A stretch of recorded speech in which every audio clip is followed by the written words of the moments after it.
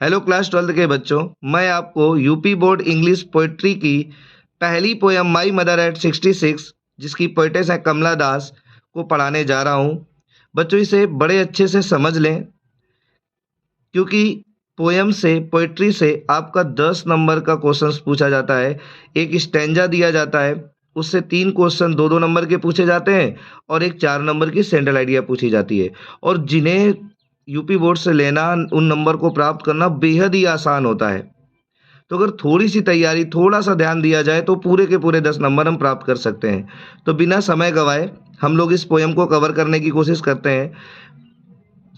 हमारी पोयम का नाम है माई मदर एट 66 यानी मेरी माँ 66 वर्ष की है। तो ये उम्र बताने का मतलब कहीं ना कहीं ये है कि उसकी माँ जो है वो बूढ़ी है और अपने जीवन के अंतिम श्रेणी में है। तो चलो इस पोयम को देख लेते हैं हमारी कमला दास क्या बताना चाहती हैं। तो पोयम यहाँ से शुरू होती है। Driving from my parents home to Cochin last Friday morning. Driving यानी वाहन चलाते हुए फ्रॉम माई पेरेंट्स होम मेरे माता पिता के घर से टू कोचिन मैं कोचिन गई लास्ट फ्राइडे मॉर्निंग यानी पिछले शुक्रवार की सुबह। आई सा माई मदर बिसाइड मी। मैंने मेरी माँ को अपने बगल में या कहते हैं अपने बराबर में बैठे हुए देखा। डोज वो ऊँग रही थी। वो क्या कर रही थी? ऊँग रही थी, ऊँगते हुए। ओपन माउथ खुले मुंह के साथ। हर फेस असन like that of a crops और उनका चेहरा कुछ ऐसे असन यानी पीला दिखाई दे रहा था जैसे ऑफ अ क्रॉप्स यानी कोई मानव सौ हो, कोई मृत शरीर हो। तो जैसे किसी की भी डेथ हो जाती है, कोई भी व्यक्ति मर जाता है तो उसका जो चेहरा होता है ना वो फीका पड़ जाता है, उसके चेहरे का तेज समाप्त हो जाता है। तो वैसे ही वो बोलती हैं कि उनका जो चेहरा था ना वो एक लाश की भांति फीका पड़ा हुआ था। एंड रियलाइज्ड विद पेन और इसे उन्होंने बड़े कष्ट के साथ महसूस किया, बड़े दुख के साथ महसूस किया, दर्द के साथ महसूस किया। तो इसे एक बार और देख लेते हैं अच्छे से। Driving from my parents home मेरे माता पिता के घर से कार चलाकर टू कोचिन मैं कोचिन जा रही थी या कोचिन गई।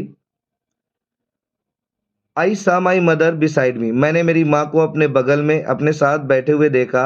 डोज जो ऊँग रही थी। ओपन माउथ उनका मुंह खुला हुआ था। हर फेस असन like that of a cops और उनका चेहरा एक लाश की भांति पीला पड़ा हुआ था, पीला दिखाई दे रहा था। एंड रियलाइज्ड विद पेन और इसे मैंने बड़े कष्ट के साथ महसूस किया। तो चलो आगे चलते हैं बच्चों। आगे क्या कहता है?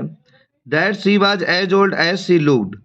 That she was as old as she looked उन्होंने कष्ट के साथ क्या महसूस किया? दैट की she was as old as she looked कि वह इतनी बूढ़ी थी जितनी वो दिखती थी। बट सून लेकिन जल्दी ही पुट दैट थॉट अवे मैंने इन विचारों को अपने से दूर कर दिया। तो ऐसा क्यों किया? क्योंकि बेटा जब वो ये सोच रही थी ना कि उनकी माँ बूढ़ी हो गई है तो उनको लग रहा था कि कहीं ना कहीं वो मरने वाली हैं, तो उनको इस बात से दुख हुआ तो उन विचारों को उन्होंने दूर कर दिया। तो एंड और looked out young trees sprinting और मैंने क्या किया? लुक्ड आउट मैंने बाहर देखा एट यंग ट्रीज उन जवान पेड़ों में, कम उम्र के पेड़ों पर। स्प्रिंटिंग जो क्या हो रहे थे? भाग रहे थे, दौड़ते हुए दिख रहे थे। The merry children spilling out of their homes और जो खुश बच्चे थे, मेरी चिल्ड्रन थे spilling out of their homes वो अपने घरों से बाहर निकल रहे थे, उनको मैंने देखा। तो उन्होंने कहा कि मैंने बाहर देखा उन जवान पेड़ों को दौड़ते हुए और उत्साही और खुश बच्चों को मैंने अपने घरों से बाहर निकलते हुए देखा। But after the airport security check लेकिन एयरपोर्ट यानी हवाई अड्डे की सिक्योरिटी चेक सुरक्षा जांच के बाद स्टैंडिंग अ फ्यू यार्ड्स कुछ कदमों की दूरी में खड़े होकर I looked again at her wan pale मैंने उनकी तरफ दोबारा देखा।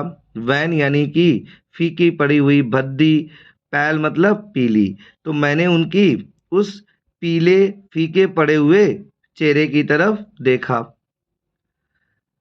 As a late winter's moon जो कैसा था? As a late winter's moon यानी जो एक पिछले शीतकालीन या शीतकाल के चंद्रमा की भांति था।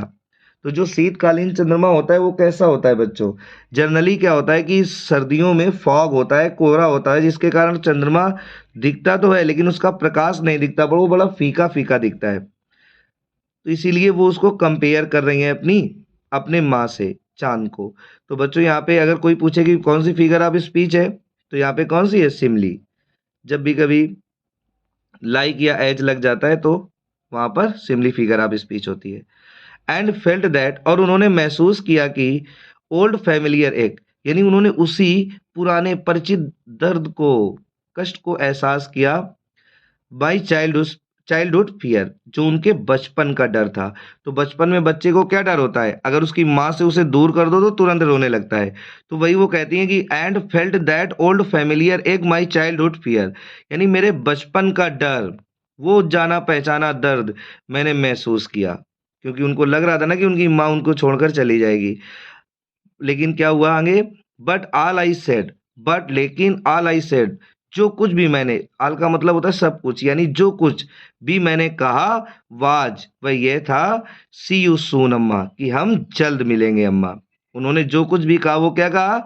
सी यू सून अम्मा, हम जल्द मिलेंगे अम्मा। ऑल आई डिड, मैंने जो कुछ भी किया, वो सब जो मैंने किया, तो मैंने जो कुछ भी किया, smile and smile and smile, मैं मुस्कुराती रही, मुस्कुराती रही और मुस्कुराती रही। तो वो कहती हैं कि मैंने जो कुछ भी किया, मैं मुस्कुराती रही। तो बच्चों, किसी भी दर्द को छिपाने का सबसे अच्छा माध्यम होता है कि आप मुस्कुरा दें। जनरली ऐसा होता होगा कि कभी आप किसी पेन में हो, दर्द में हो, किसी समस्या में हो, लेकिन आप सामने वाले को नहीं बताना चाहते, नहीं जताना चाहते, तो आप मुस्कुराकर उस बात को टाल देते हो। तो जनरली ऐसा होता है, तो उनको भी दुख था अपनी माँ के पास से जाने का, लेकिन उन्होंने उनसे कुछ कहा नहीं, और जो कुछ भी उनसे कहा बस इतना कहा, सी यू सून अम्मा, कि हम जल्द मिलेंगे अम्मा। और जो कुछ भी उन्होंने किया, और वो क्या किया? स्माइल स्माइल एंड स्माइल, क्योंकि उनको दुख हो रहा था, तो उन्होंने अपने आंसुओं को छिपाने के लिए, दुख को न प्रकट करने के लिए मुस्कुराती रही वो। तो चलो बच्चों, इस तरह से ये पोयम हो गई समाप्त। इसकी सेंट्रल आइडिया चैनल पर जल्द आपको देखने को मिल जाएगी, उसे भी आप देख लीजिएगा, और बहुत ही कम शब्दों में मैं उसे भी कवर करूंगा। अगर अभी तक आपने हमारे चैनल को सब्सक्राइब नहीं किया तो प्लीज़ बच्चों कर लो, क्योंकि इस वर्ष हम आपके 12th की संपूर्ण तैयारी करवाने वाले हैं, दोनों सेक्शन की। तो आप 100 आउट ऑफ 100 की अगर फाइट में शामिल होना चाहते हैं तो इस चैनल को ज़रूर सब्सक्राइब कर लें। वीडियो अच्छा लगा हो तो लाइक और शेयर ज़रूर करें। यहाँ तक वॉच करने के लिए धन्यवाद।